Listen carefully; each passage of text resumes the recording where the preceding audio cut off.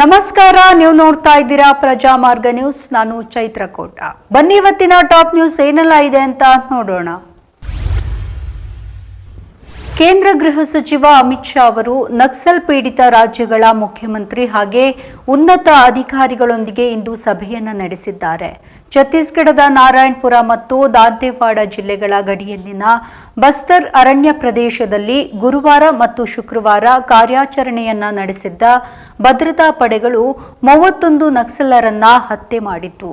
ಇದರ ಬೆನ್ನಲ್ಲೇ ಅಮಿತ್ ಶಾ ಸಭೆಯನ್ನ ನಡೆಸಿದ್ದಾರೆ ಎಂದು ಅಧಿಕಾರಿಗಳು ತಿಳಿಸಿದ್ದಾರೆ.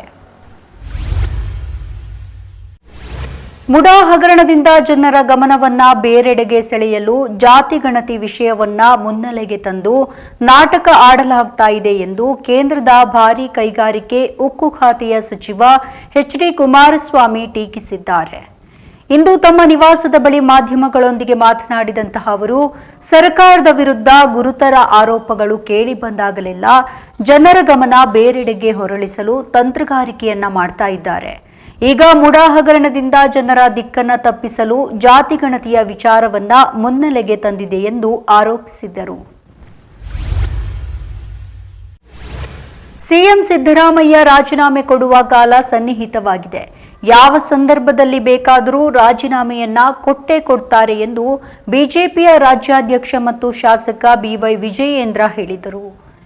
ಇಂದು ಸುದ್ದಿಗಾರರೊಂದಿಗೆ ಮಾತನಾಡಿದಂತಹ ಅವರು, ಆರೋಪಿ ಸ್ಥಾನದಲ್ಲಿರುವ ಮುಖ್ಯಮಂತ್ರಿ ಸಿದ್ದರಾಮಯ್ಯ ಅವರು ತಮ್ಮ ಸ್ಥಾನಕ್ಕೆ ರಾಜೀನಾಮೆಯನ್ನ ಕೊಟ್ಟು ಒಂದು ಪಾರದರ್ಶಕ ತನಿಖೆಗೆ ಅವಕಾಶ ಮಾಡಿಕೊಡಬೇಕು ಎಂಬ ಆಗ್ರಹವನ್ನ ಬಿಜೆಪಿ ನಿರಂತರವಾಗಿ ಮಾಡುತ್ತಾ ಬಂದಿದೆ.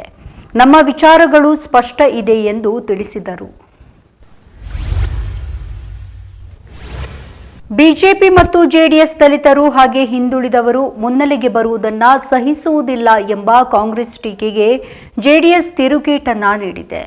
ಸಿದ್ದರಾಮಯ್ಯ ಅವರು ರಾಜ್ಯದ ಅನುಕಂಪವನ್ನ ಗಿಟ್ಟಿಸಿಕೊಳ್ಳಲು ಹೊಸ ಸಧಾರಮೆ ನಾಟಕವನ್ನ ಶುರು ಮಾಡಿದ್ದಾರೆ ಎಂದು ಆರೋಪಿಸಿದೆ. ಈ ವಿಚಾರವಾಗಿ ಸಾಮಾಜಿಕ ಜಾಲತಾಣ ಎಕ್ಸ್ನಲ್ಲಿ ಕಾಂಗ್ರೆಸ್ ಪೋಸ್ಟ್ ಅನ್ನ ಲಗತ್ತಿಸಿ ಖಾರವಾಗಿ ಪ್ರತಿಕ್ರಿಯೆಯನ್ನ ನೀಡಿದೆ. ಇವು ಸಿದ್ದರಾಮಯ್ಯ ಅವರು ಜನರ ಅನುಕಂಪವನ್ನ ಗಿಟ್ಟಿಸಿ ಸಿಎಂ ಕುರ್ಚಿಯನ್ನ ಉಳಿಸಿಕೊಳ್ಳಲು ಮಾಡ್ತಾ ಇರುವಂತಹ ಹೈ ಡ್ರಾಮಾ ಎಂದು ಟೀಕಿಸಿದೆ. ಕಾಂಗ್ರೆಸ್ನ ಸಚಿವ ಜಮೀರ್ ಅಹಮದ್ ಅವರು ಬಿಜೆಪಿ ಶಾಸಕನಿಗೆ ಫುಲ್ ಕ್ಲಾಸ್ ತೆಗೆದುಕೊಂಡಿದ್ದಾರೆ. ಸಿಎಂ ಸಿದ್ದರಾಮಯ್ಯ ಅವರ ಬೆಂಗಾವಲು ವಾಹನಗಳಿಗೆ ಎದುರಾಗಿ ಕಾರನ್ನ ಚಲಾಯಿಸಿದರು ಎನ್ನಲಾದಂತಹ ಗಂಗಾವತಿಯ ಶಾಸಕ ಜನಾರ್ದನ್ ರೆಡ್ಡಿ ಅವರನ್ನ ಜಮೀರ್ ಅಹಮದ್ ಖಾನ್ ಅವರು ತರಾಟೆಗೆ ತೆಗೆದುಕೊಂಡಿದ್ದಾರೆ. ಮೊನ್ನೆ ರಾತ್ರಿ ರಾಯಚೂರಿನ ವಿವಿಧ ಕಾರ್ಯಕ್ರಮಗಳಲ್ಲಿ ಭಾಗಿಯಾಗಿ ಗಂಗಾವತಿ ಮಾರ್ಗವಾಗಿ ಸಿಎಂ ಸಿದ್ದರಾಮಯ್ಯ ಮತ್ತು ಅವರ ಬೆಂಗಾವಲು ವಾಹನಗಳು ವಾಪಸ್ಸಾಗ್ತಾ ಇದ್ದಾಗ ಈ ಘಟನೆ ನಡೆದಿದೆ ಎನ್ನಲಾಗಿದೆ. ಈ ಬಗ್ಗೆ ಗರಂ ಆಗಿರುವಂತಹ ಸಚಿವ ಜಮೀರ್ ಅಹಮದ್, ದೇವರ ಕೃಪೆಯಿಂದ ಜನಾರ್ದನ್ ರೆಡ್ಡಿಗೆ ಬಳ್ಳಾರಿಗೆ ಕಾಲಿಡುವ ಅವಕಾಶ ಸಿಕ್ಕಿದೆ. ಅವರು ಇನ್ನಾದರೂ ದುರಹಂಕಾರವನ್ನ ಬಿಟ್ಟು ಬದುಕಿದ್ರೆ ಒಳ್ಳೆಯದು ಎಂದಿದ್ದಾರೆ. ಲೋಕೋಪಯೋಗಿ ಸಚಿವ ಸತೀಶ್ ಜಾರಕಿಹೊಳಿ ಭೇಟಿ ಮಾಡಿ ಮಾತುಕತೆಯನ್ನ ನಡೆಸಿರುವುದು ಸಾಕಷ್ಟು ಊಹಾಪೋಹಗಳಿಗೆ ಆಸ್ಪದ ಮಾಡಿಕೊಟ್ಟಿದೆ. ಸತೀಶ್ ಜಾರಕಿಹೊಳಿಯನ್ನ ದಿಲ್ಲಿಗೆ ಕಳುಹಿಸಿದ್ದು ಸಿದ್ದರಾಮಯ್ಯ ಅವರೇ ಎಂದು ವಿಜಯೇಂದ್ರ ಹೇಳಿಕೆ ನೀಡಿದಂತಹ ಬೆನ್ನಲ್ಲೇ ಈ ಭೇಟಿಯಾಗಿದ್ದು ಸಾಕಷ್ಟು ಕುತೂಹಲವನ್ನ ಈ ಭೇಟಿ ಮೂಡಿಸಿದೆ. ಖ್ಯಾತ ಉದ್ಯಮಿ ರತನ್ ಟಾಟಾ ಅವರು ಅನಾರೋಗ್ಯದಿಂದ ಆಸ್ಪತ್ರೆಗೆ ದಾಖಲಾಗಿದ್ದಾರೆ. 86 ವರ್ಷದ ಅವರ ಆರೋಗ್ಯದಲ್ಲಿ ಏರುಪೇರು ಉಂಟಾಗಿರುವುದರಿಂದ ಅವರನ್ನ ಮುಂಬೈ ಬೀಚ್ ಕ್ಯಾಂಡಿ ಆಸ್ಪತ್ರೆಗೆ ದಾಖಲಿಸಲಾಗಿದೆ. ಸದ್ಯಕ್ಕೆ ಅವರನ್ನ ಒಳರೋಗಿಯಾಗಿ ದಾಖಲಿಸಿಕೊಂಡಿರುವಂತಹ ಆಸ್ಪತ್ರೆಯ ಸಿಬ್ಬಂದಿ ಅವರನ್ನ ಕೂಲಂಕುಷವಾಗಿ ಪರೀಕ್ಷಿಸ್ತಾ ಇದ್ದಾರೆ. ಸದ್ಯಕ್ಕೆ ಅವರ ಆರೋಗ್ಯ ಸ್ಥಿತಿ ಸ್ಥಿರವಾಗಿದ್ದು ಯಾವುದೇ ತೊಂದರೆ ಇಲ್ಲ ಎಂದು ಆಸ್ಪತ್ರೆಯ ಮೂಲಗಳು ತಿಳಿಸಿವೆ. ಜಾತಿ ಜನಗಣತಿ ವರದಿ ಅಂಗೀಕಾರ ಆಗುವ ಸಂಪೂರ್ಣ ವಿಶ್ವಾಸವಿದೆ ಎಂದು ಹಿಂದುಳಿದ ವರ್ಗಗಳ ಶಾಶ್ವತ ಆಯೋಗದ ಮಾಜಿ ಅಧ್ಯಕ್ಷರಾದಂತಹ ಕಾಂತರಾಜು ವಿಶ್ವಾಸವನ್ನ ವ್ಯಕ್ತಪಡಿಸಿದರು. ಸಿಎಂ ಸಿದ್ದರಾಮಯ್ಯ ನಿವಾಸದಲ್ಲಿ ಜಾತಿ ಗಣತಿ ವರದಿ ಜಾರಿ ವಿಚಾರವಾಗಿ ಮಾತನಾಡಿ, ಇದು ಜಾತಿ ಗಣತಿ ಮಾತ್ರವಲ್ಲ, ಸಾಮಾಜಿಕ ಮತ್ತು ಶೈಕ್ಷಣಿಕ ಸಮೀಕ್ಷೆ ಇದಾಗಿದೆ. ಹಿಂದುಳಿದ ವರ್ಗಗಳ ನಾಯಕರು ಮತ್ತು ಆಯೋಗದ ಅಧ್ಯಕ್ಷರು ಸಭೆಯನ್ನ ಕರೆದಂತಹ ಹಿನ್ನೆಲೆಯಲ್ಲೇ ಬಂದಿದ್ದೇವೆ. ವರದಿ ಜಾರಿಗೆ ತರುವಂಥದ್ದು ಉತ್ತಮ ಕೆಲಸ. ಸಮಾಜದ ಏರುಪೇರನ್ನ ಸರಿಪಡಿಸಲು ಮಾಡಿದ ವರದಿ ಇದಾಗಿದೆ ಎಂದರು.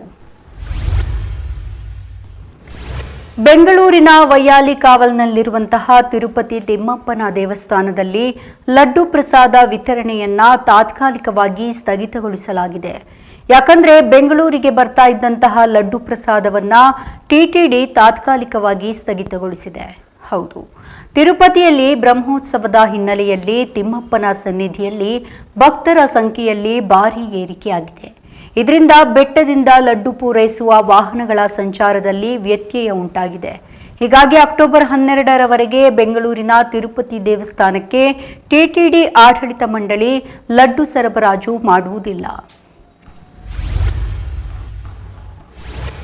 ಇವಿಷ್ಟು ಈ ಹೊತ್ತಿನ ಟಾಪ್ ನ್ಯೂಸ್. ವಿನೂತನ ಸುದ್ದಿಗಾಗಿ ನೋಡ್ತಾ ಇರಿ ಪ್ರಜಾಮಾರ್ಗ ನ್ಯೂಸ್. ಇದು ಜನಸಾಮಾನ್ಯರ ಧ್ವನಿ. ನಮಸ್ಕಾರ.